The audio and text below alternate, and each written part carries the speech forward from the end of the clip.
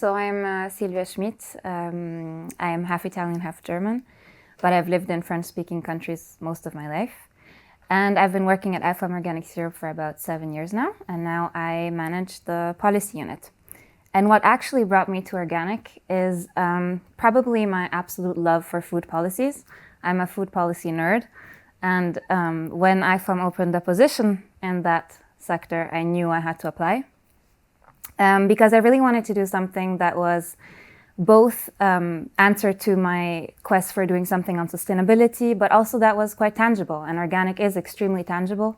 It's a farming practice. It has been used for 100 years now. And yeah, that really spoke to me. So that's how I ended up in IFOAM Organics Europe. What do you mean by a food policy nerd? Like a 5-year-old, you were already like looking on the reports from the European Commission? No, not exactly that. But when it was about, I started working in nutrition. And then when I discovered that you could actually create policies that would incentivize people to either eat in a more healthy way or produce in a more healthy way, that was really an eye-opener to me. So I decided to dive in and study that. And yeah, it was a really good choice because I came in the EU bubble at the right time when food policy became quite a researched topic by in the EU bubble in Brussels, and policymakers started seeing the value of doing policies on food more and more. So yeah, I was really happy I could, jump in that and pursue my passion for this topic. Okay. So speaking of food policies, in the last few years, how has evolved the role and the vision of organic farming in the agri-food policies in the EU? In 2019, we had the European Green Deal. Von der Leyen, it was really her flagship initiative. Her whole mandate was based on the European Green Deal. And of course, in that European Green Deal, there was the famous so-called farm-to-fork strategy. And the idea of the European Green Deal was to become climate neutral by 2050, doing it through different sectors, including energy, transport, but also agriculture. And that's where the farm-to-fork strategy came in.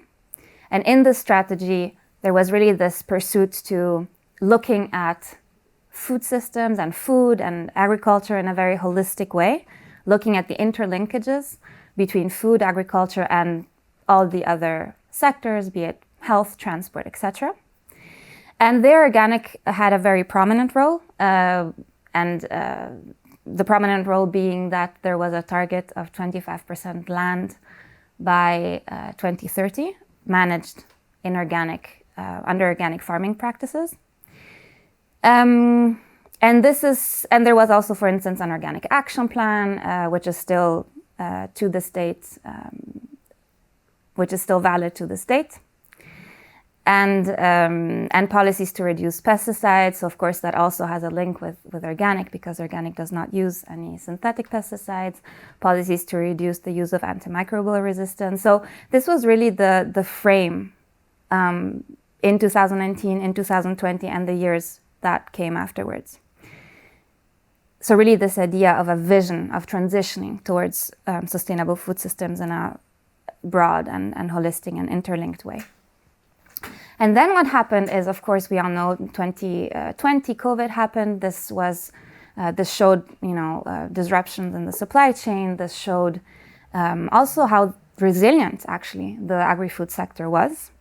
And then we had the war in Ukraine, which was marked with inflation, with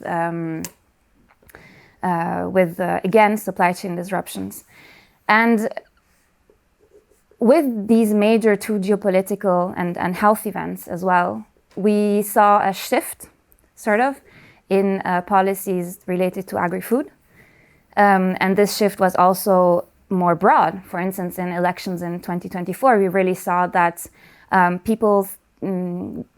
Instead of having students protest in the streets about climate change, we had tractors protesting in the streets about a fair living and other issues that are clearly very dear and very important to farmers to this day. So in this next mandate, as of 2024, we really saw a shift in priority, not per se in transitioning towards more sustainable food systems, but rather in looking at the economics of how much this food system costs, where we're putting our money, the position of farmers in the supply chain. This was clearly quite a difference compared to the period we had just lived. Of course, this does not mean that environmental ambition is not looked into anymore at all. It's really simply a priority shift. Priority now is to be competitive rather than to look first and foremost at the environment. However, of course, we can say that organic definitely plays a role in this context as well. Organic is a practice that is competitive. It has existed for the past 100 years. By innovating, by remaining competitive, it could not otherwise, have survived all this time. It is a practice that not only has environmental benefits, but also clear social benefits by creating more jobs, for instance. And as I said, an economic value as well. So it still plays a role. I'd like to dive a little bit more on something you said, which is that COVID showed the resilience of agri-food systems. What do you mean by that? Well, I mean, we still had to eat, right? We still had shelves that were relatively full. We still have, of course, we had shortages on some food materials, but despite a pandemic across the world, the agri-food sector still showed that it could provide food. And of course, in that context, for organic specifically, there was organic because there's shorter supply chains involved and shorter actors across the supply chain involved as well, could show perhaps even more resilience. And there was a lot of demand for organic during COVID due to consumers having health concerns. But the demand for organic, I think, doubled or more or less in that period. But I think overall, be it organic or conventional, we really can say that our actors in the supply chain truly delivered despite the difficult times. And you said the demand for organic food doubled during COVID times, and then after there was for the Ukraine war. How did it went at that time? What we would say the main difference was that inputs would be more expensive during that time. And so also in that case, organic was quite resilient because we use less synthetic inputs. So for organic specifically, the war in Ukraine, yes, the supply chains were a bit disrupted, but we didn't see it that much on the market itself or in the supermarkets themselves. So in those two crises, in the end, organic showed more resilience than the traditional conventional food system, in your opinion? I mean, I think we can say that, yes. I think we could say that. You also mentioned some sort of turn towards economic issues, but is it totally incompatible with the environmental preoccupations that were the priority at the beginning of the last EU mandate? I mean, clearly not. From our standpoint, environmental concerns and economic concerns have to go hand in hand. And this is also somewhat the thinking of the European Commission, also in this political period where there's a focus more on economic arguments. Having said that, in 2019-2020, the main, let's say, focus of the Commission in terms of agri-food measures was really to try to make it environmentally sustainable. And now it's more about the three pillars of sustainability, so environment, social, and economic, and how to interlink these, knowing that in, let's say, today's vision, the idea is that competitiveness has to come before the sustainability. Well, we would argue competitiveness and sustainability can go hand in hand, and organic is clearly a way of showing that. So actually the next question is about the expectation for organic farming in the current EU context. So after there was the 25% of agricultural land cultivated in organic. That was one of the objectives of the farm to fork strategy. Now in this new mandate, what is expected from organic farming? Yeah, I mean, that's a really good question. I think the target per se isn't spoken too much anymore at EU level, the organic target. Having said that, there is a clear role also by the Commission and at EU level for organic. You may know that in February 2025, the future vision for food and agriculture was published. This is one of the first things that the new Commissioner, Christoph Hansen, Commissioner for Agriculture and Food, delivered. And in this vision, as I said, the priorities are really competitiveness, innovation, generational renewal, simplification of EU rules. And therein, organic can really play a role. And for instance, in this vision, organic is seen as one of the practices that provides ecosystem services, so services to all of us. And the question is, okay, how do we properly remunerate those practices that provide those essential services? And this is clearly stated, for instance, in this vision. Another role for organic is to show its potential in attracting youth. There is a huge problem with generational renewal in farming. We see most farmers are over 60, and of course they cannot be farming forever, so there is really a need for the younger generation to take over farms. And in organic, we see that it's actually a sector that attracts youth a lot.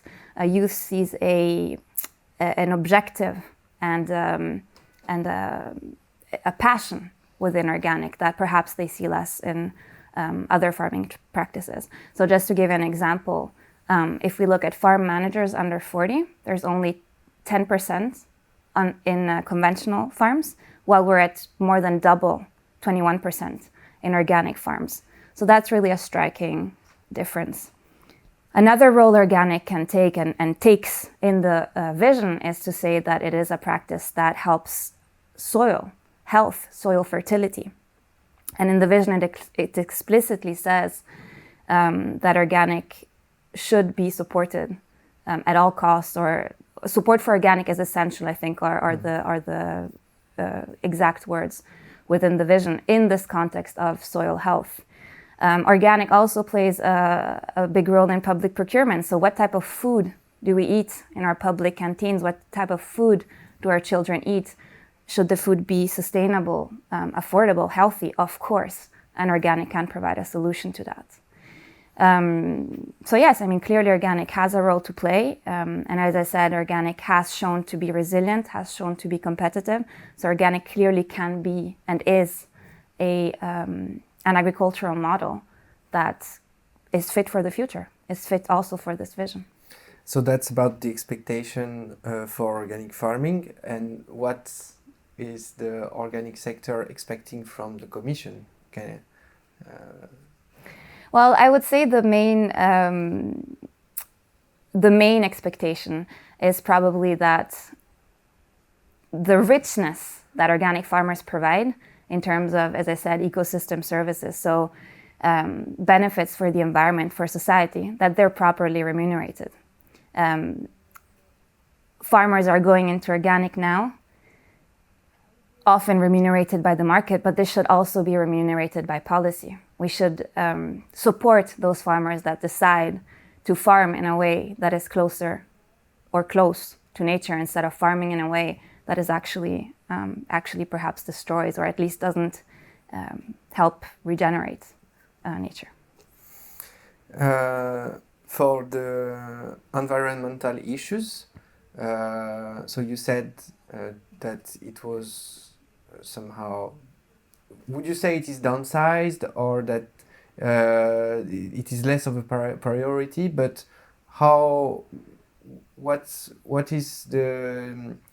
sort of environmental policies from the EU Commission do you think are gonna happen in the next years? How the environment is gonna be treated by the EU Commission in the next year regarding to what has been taken as commitments in the last ones? So I think what we saw in the last mandate is, for instance, we saw that there was a withdrawal of the regulation on the sustainable use of pesticides. We saw that there was a cancelling of having a regulation on sustainable food systems. We saw a watering down of a legislation on nature restoration. So I think the trend is really to say, from the EU institution side, so not only the Commission per se, but from the EU institution side, to say these legislations are too complicated at the moment, they're too difficult to enforce, or there might be other issues with these legislations. So I think what we can expect in the coming years is still some initiatives when it comes to environmental legislations, but perhaps watered down, so that the initial ambition that was had perhaps in the past mandate or even in this mandate is a bit watered down.